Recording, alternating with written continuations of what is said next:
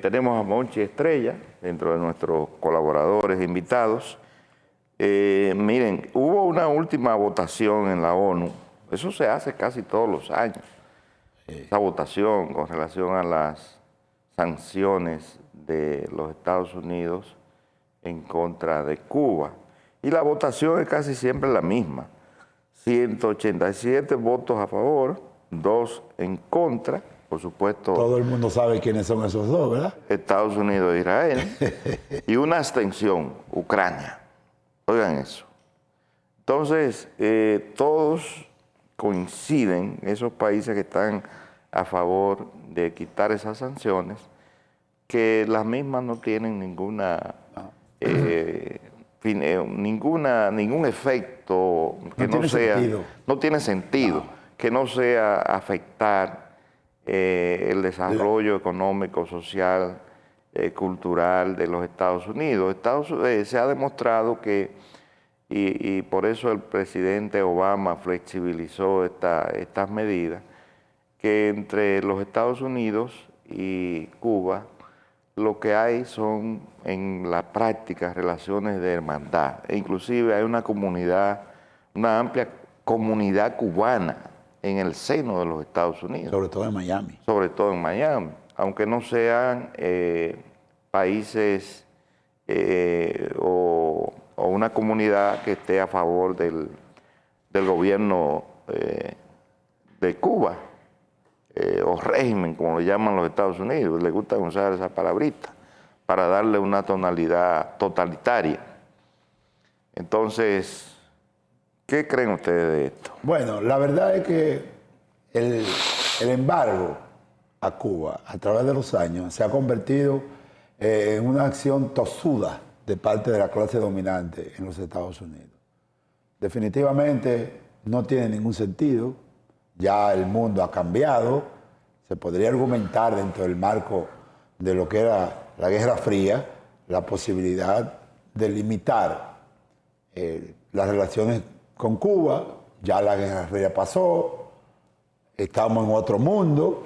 Ahora lo que se necesita precisamente de parte de los estados es el intercambio, la colaboración, la cooperación, respetando el ámbito de competencia de cada quien, porque así nosotros, a través de ese tipo de política, pues estamos estimulando la fluidez en el marco de unas relaciones internacionales, fuera de la ideologización. O sea, esa tosudez Estados Unidos se enmarca dentro de un proceso que está evidentemente fuera de contexto de ideologización de las relaciones internacionales, lo cual no es conveniente para un mundo, para la estabilidad de un mundo que hoy busca afanosamente tener como plataforma fundamental el multilateralismo. Los Estados Unidos, a pesar de que una vez más la Asamblea General de las Naciones Unidas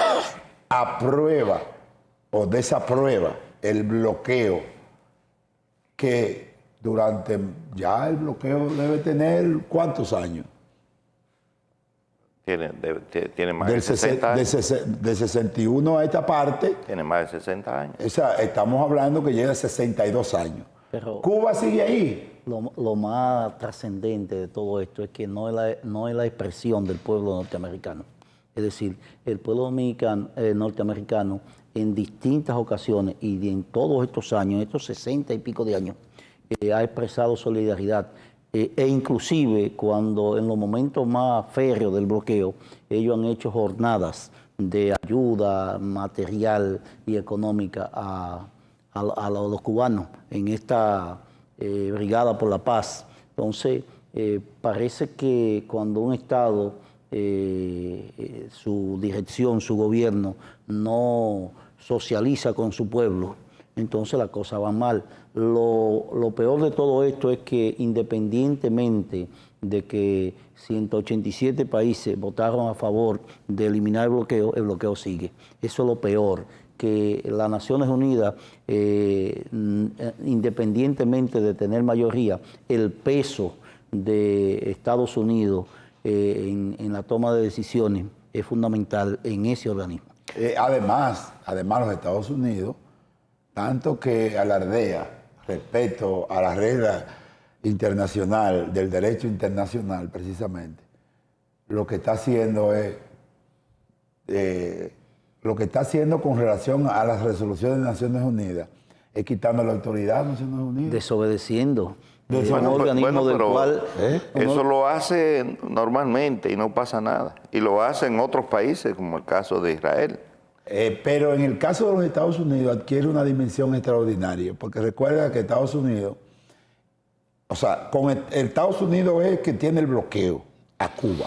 Pero el bloqueo a Cuba significa que los Estados Unidos, todos aquellos estados que quieran tener relaciones con Cuba, reciben algún nivel de sanción de los Estados Unidos. Es decir, que no solamente es el bloqueo con relación a los Estados Unidos, sino que eso implica que todo aquel estado que quiera tener vínculo, aunque sea cultural, ¿verdad? Nosotros vimos el discurso del canciller cubano y estableció el canciller que inclusive le impidieron comprar medicinas en medio de la pandemia. Es decir, no solamente eso, sancionar a los países, sobre todo los países europeos, que tenían la voluntad de vender insumos médicos para atenuar lo que era la pandemia. Entonces, bien, eso es inhumano. Bien, señores, ustedes vieron unos incidentes que se suscitaron en la zona colonial de la capital. La zona colonial que ha sido remozada varias veces y permanentemente hay intervenciones del Estado con el apoyo de organismos internacionales. Parece que la zona colonial fue ocupada por el tigueraje. Yo he ido a la zona colonial, me gusta estar de noche en la zona colonial, visitar los restaurantes, los bares, las tiendas que permanecen abiertas. Y la última vez que fui noté una vigilancia muy discreta, muy discreta. Ustedes saben que tenemos una generación, una juventud de los últimos, yo diría, 30 años, una generación perdida, una generación, unos jóvenes que viven sobre todo en los barrios populares, con escasas oportunidades, con baja formación académica, con hogares, proceden de hogares monoparentales. Ustedes saben que hay más de un 40% de hogares dirigidos por madres, por mujeres, que trabajan y que no pueden ponerle la debida atención y seguimiento a estos hijos. Y esos hijos han descubierto que no necesariamente hay que trabajar para vivir, que se puede vivir en base a la delincuencia, en base también a cierta, ellos le llaman creatividad o emprendedurismo, pero que todo el mundo sabe que ellos están envueltos en una serie de vicios y degeneración que conducen a una sociedad de caos, de desorden, de depravación. Y parece ser que un grupo importante de esta juventud tomó desprevenido a la zona colonial, porque no se notaba como una acción oficial coordinada para controlar estos desmanes que se hicieron en la zona colonial. Bueno, la verdad es que el tema no es que no vayan, porque la zona colonial es un sitio público. Claro. El tema es que si van a ir, lo hagan de forma decente, porque recuérdense que la zona colonial es declarada Patrimonio Cultural de la Humanidad. No por el gobierno o el Estado dominicano, sino por la UNESCO, que es una agencia que está perteneciente a Naciones Unidas, precisamente. Entonces, el tema no es que no vayan, el tema es la forma en que van. Y creo que esa forma en que ellos van desdice mucho de la solemnidad del lugar. Pero además hay otra lectura. Ahí falló evidentemente la autoridad. Sí. Ahí Politur, que es el que tiene que ver con la zona turística, ¿no? Porque es una zona turística, falló. No hubo controles de seguridad para prevenir ese tipo de eventos, porque lo que le da algún nivel de seguridad a esos lugares así como eso es el control que tengan las autoridades ante cualquier desborde de los límites que impone la solemnidad del lugar. Entonces ahí no hubo una adecuada reacción inmediata, sino posterior de parte de las autoridades, lo cual implica que los mecanismos de inteligencia del Estado tienen que revisarse, porque este tipo de cosas se prevén, se pueden, vamos a decir, evitar para que llegue hasta donde llegó. Y sobre todo tomando en cuenta que la mayoría de las personas que visitan la zona, en la noche sobre todo, son turistas internos, o sea, gente de la República Dominicana y turistas externos, la mayoría. Lo fundamental de esto es que el Estado debe tomar esto como referencia para reglamentar lo que son estos teteos, estas actividades públicas de fiesta, que independientemente de que se pueden hacer y que son sitios públicos, la fiesta, los jóvenes necesitan su diversión, pero tiene que haber alguien que sea responsable de la organización y las autoridades tienen que estar informadas de todo esto, porque no puede ser el país del caos. No, y establecer, Monchi, en esa reglamentación que tú señalas, cuáles son los límites de actuación. Así es. O sea, qué tú puedes hacer y qué tú no puedes hacer dentro de la zona colonial, porque no te puedes comportar como en la calle 42, sí, que tú haces lo que te da la gana. En toda parte del mundo existen zonas restringidas para cierto tipo de actividad, en todas partes del mundo. Y también tiene que delimitar el espacio donde va a ser la actividad, porque este tipo de actividad en un corre-corre de aquí para allá, sin determinar hasta dónde que conforman el perímetro de la actividad. Es decir, la autoridad no puede ser sorprendida, pero hay una falta de los jóvenes y hay un código de comunicación inexistente entre una generación y otra, que es lo peor de todo esto. Es decir, no hay comunicación entre las generaciones más avanzadas y las generaciones de jóvenes. Y sobre todo que la autoridad se dejó sorprender. Así es. Muy bien. Miren, estuve buscando y lo decía fuera de cámara, en la lista de nominaciones al Tribunal Constitucional, el nombre de Luis Felipe Tavera Mercedes, porque usted tiene condiciones para estar ahí. Delegamos esa y el nombre de Monchi también. Bueno. De mi parte, yo delegué en Carlos Manuel Estrella.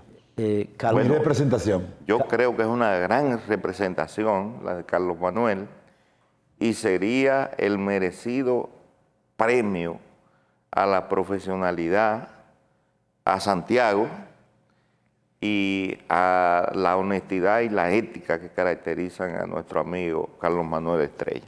Carlos Manuel representa una estirpe de ciudadano ejemplar por un lado, de abogado constitucionalista, maestro universitario, comunicador, con mérito más que suficiente para ser parte de nuestro más alto tribunal, que es el Tribunal Constitucional, este suprapoder en términos legal que tiene el país y que representará bien a Santiago. Desde aquí, nuestro deseo de éxito y de que no solamente sea aceptado su nominación, sino que sea de los electos, de los designados por el Consejo Nacional de la Magistratura. Desde ya nuestro programa reclama al Consejo Nacional de la Magistratura, que es quien va a escoger a los miembros del Tribunal Constitucional, reclama una silla ahí en el Tribunal Constitucional. Hay 173 aspirantes. Aspirantes. Sí. Son muchos. Son muchos. Entre ellos hay jueces incluso de la Suprema Corte. Así es. Y jueces de carrera.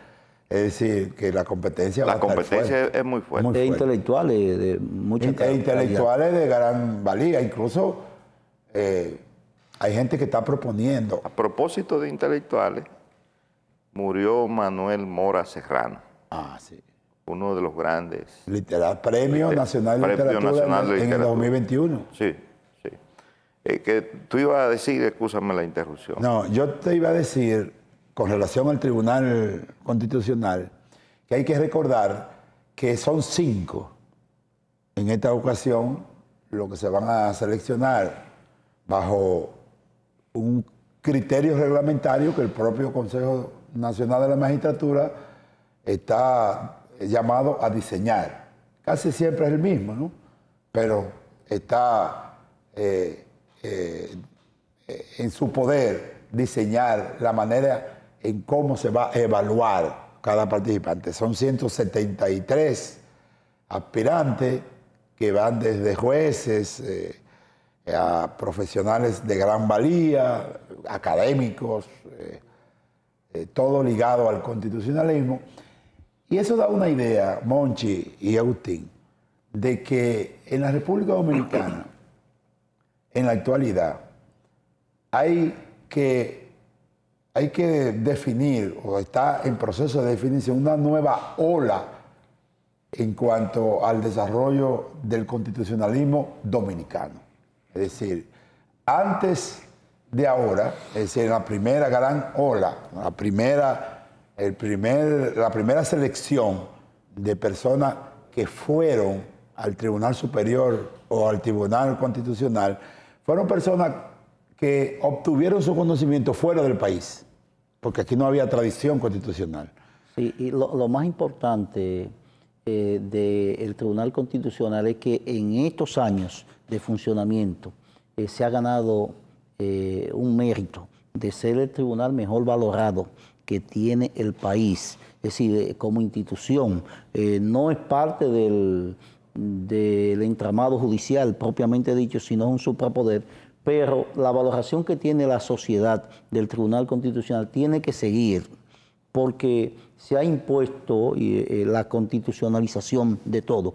Y esa constitucionalización macro es fruto de este Tribunal Constitucional que tenemos, que sale. Entonces, tiene que seleccionarse personas que sigan dando los méritos que ha acumulado este tribunal en estos, vamos a decir, 13 años. Una pregunta. Desde aquí hay que reconocer el trabajo de Milton Rey Guevara, que ha estado presidiendo ese tribunal en los últimos años. Y que sale ahora.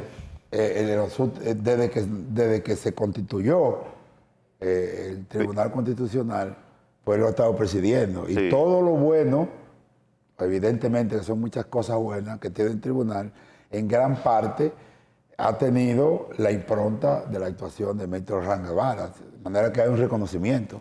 Una pregunta capciosa para terminar ese tema. ¿No funciona el dedo en la selección de los 5 nuevos miembros del Tribunal Constitucional? Bueno, el Consejo Nacional de la Magistratura es un tribunal colegiado. Vamos a decir el tribunal, ¿verdad?